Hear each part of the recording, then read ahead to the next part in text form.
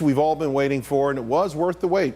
Donald Trump's turn at the podium today, and he had a lot to say, criticizing Hillary Clinton and laying out his plans for when he's in office. She believes she's entitled to the office. Her campaign slogan is, "I'm with her." You know what my response is to that? I'm with you, the American people. Donald Trump outlined domestic and foreign policy agendas today and explained why America needs a change in leadership. Everywhere I look, I see the possibilities of what our country could be. But we can't solve any of these problems by relying on the politicians who created the problems themselves.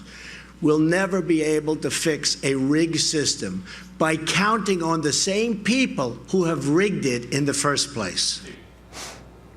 Now, a lot of people saying before this Donald Trump was having a rough week, including, of course, Monday, the ouster of campaign manager. Then there's the fundraising woes, and then the blistering attacks by Hillary Clinton. She gave a speech yesterday, but she also gave one just an hour ago. Take a listen. He just continues to spout reckless ideas that will run up our debt and cause another economic crash. Joining me now, Danielle, McLaughlin, Steve Rogers, Ford O'Connell, and Adam Goodman. Ford, I'll start with you. Donald Trump, I think that was the speech a lot of people were waiting for. Hillary, I think later on gave a pretty good retort, but Donald, he landed a lot of blows.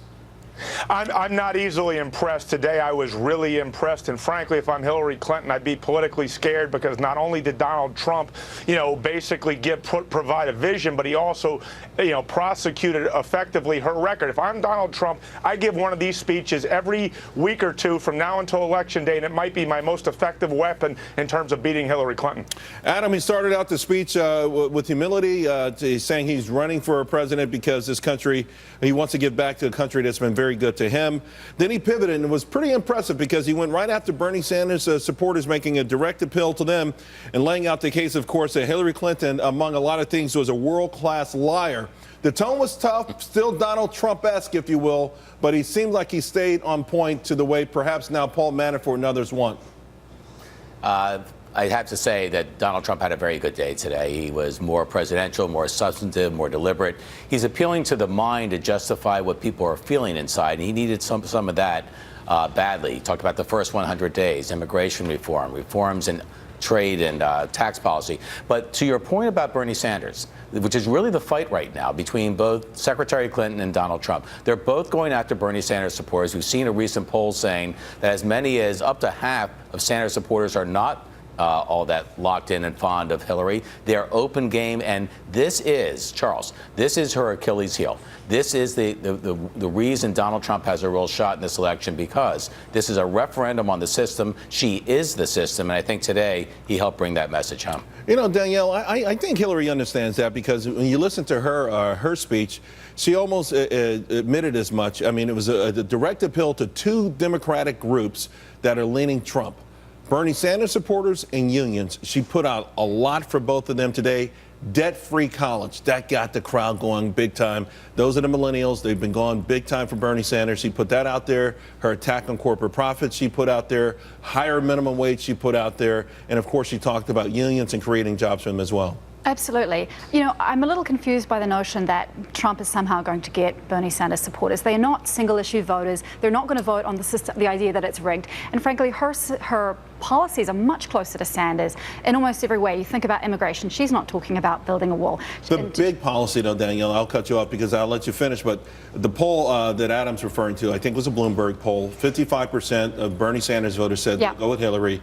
22% say they'll go with Donald Trump. The other 18% with the Libertarian candidate, or they'll wait for the next Woodstock, whatever comes first.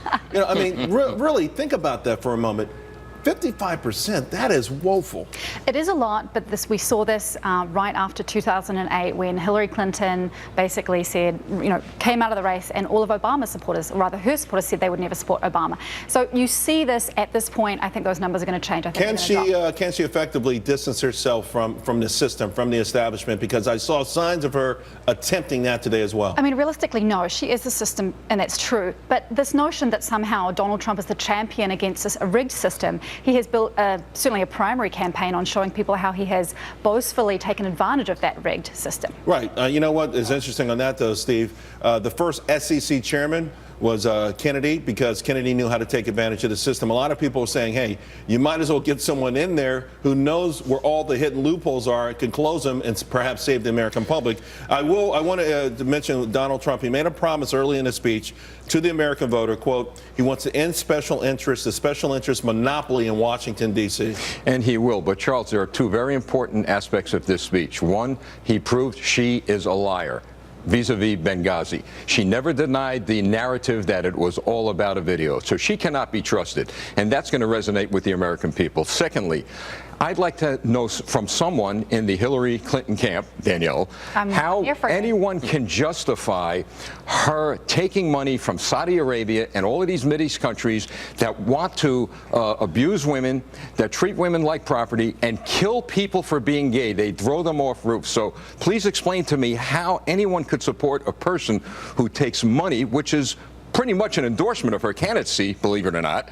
How can you support that person? I think we should be very careful about using words like she took money or she stole this. You've got words matter and facts matter. So yes, the Clinton Foundation has taken money from all sorts of countries, all sorts of corporations. They are doing extraordinary work in terms of access to HIV. Danielle, you just used the word. You just used the word that she took money. Before we get too nitpicky in that, Hillary talked briefly about the foundation. Can we get an account of how much has actually gone to charities, and what percentage of the donations have gone to charities, and what percentage goes to pay out the staff? Has that ever been done? There has been more transparency as we have gone along, and it's important to know that we don't have a real account of that. There is none, Charles. And getting back to the trust factor, it all boils down to who do you trust. Donald Trump is always in trouble because he tells the truth. Well, in fact, gives him 2% truthfulness. 2%. Ford. Well, what I was going to say is that that's exactly right. We're talking about Bernie Sanders supporters. What Donald Trump is trying to say is there's an alternative, and I'm not going to be sucked up into the corporate donations and the crooked trade deals. And that's something that, whether or not Danielle wants to admit it, is quite important. And when it comes to the foundation, Steve's absolutely right. There's a lot of unanswered questions there. And for somebody to say that she's going to stand up for women's rights when she's taking tens of millions of dollars from countries like Qatar and Saudi Arabia, who treat women like fourth-class citizens and throw gays off buildings and executing them, you have to ask yourself who's really standing up for the human rights in America. Adam, to that extent, I think the more damning issues are when you connect the dots with the money trail. And for me, when Donald Trump talked about the foreign telecom company that was facing sanctions, somehow Bill Clinton gets a phone call, hey, you want to give us a speech? Sure. $750,000 speech, and all of a sudden the same group no longer facing sanctions. That's the stuff that people read between the lines, and they say, hey, something does not smell right there. It smells like that the power, the position that Hillary Clinton held was up for sale. Yeah, Charles, that kind of stuff is inexplicable. You can't explain it away. Integrity still is a big deal in this election. And, of course, this was the day when the IT director for Secretary Clinton pled the fifth 125 times in a 90-minute session before a panel today. A record, I would say, though it's probably going to be a record that will be broken by some of other aides to Hillary moving forward. The bottom line in this election, we're going to see things go back and forth. We're going to see charges go back and forth. It still comes down to the same thing, and Danielle probably doesn't want to hear this. This is a referendum on the system, and the system is broken and rigged. That's where Bernie is. It's not an intellectual idea. It's an emotional idea, and I think that's where Donald Trump has real open territory. Danielle, I'll give you the last word, but I will say it's obvious that Hillary Clinton, she did avoid these for the most part, counterpunch a little bit on this. I guess she wants to kind of focus again on, she's found her voice, there's no doubt about that. Yes. And I think the idea is just to sort of try to ignore these charges, or she won't face them head on, will she? She has been dealing with these charges for 25 years. I think she wants to talk about Isn't that a problem, though, when you have all these gates? She had like half a dozen gates, right? Whether it was, the cattle gate, the file gate, the this gate, the that gate. I mean, it goes on and on and on. To your point, I mean, these things have haunted her for so long. Isn't there something wrong there? It's not ideal, obviously. I think that there has been enormous amounts of money and influence directed at taking the Clintons down. But if you look at her ideas, if you look at her policies, people like me still believe that she is the best solution for America. All right, guys, let's leave it there. Coming up, we got more on Donald Trump's speech. He